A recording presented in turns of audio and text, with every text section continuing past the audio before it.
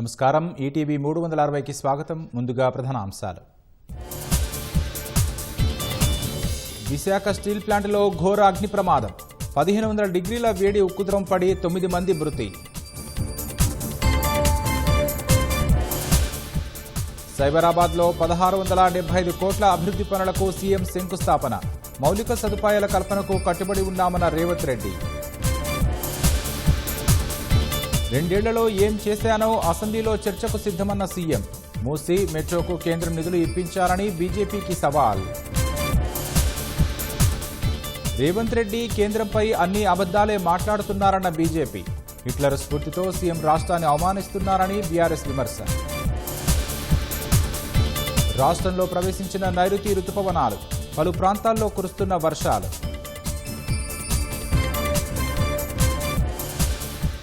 తృణమూల్ కాంగ్రెస్లో మరింత ముదిరిన అంతర్గత సంక్షోభం. 20 మంది లోక్సభ ఎంపీలు ఎన్డీఏకు మద్దతిస్తున్నట్లు ప్రకటన.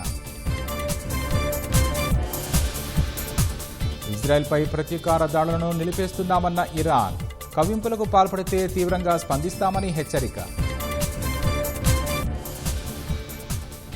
ఆఫ్ఘనిస్తాన్తో ఏకైక టెస్టులో భారత్ ఘన విజయం.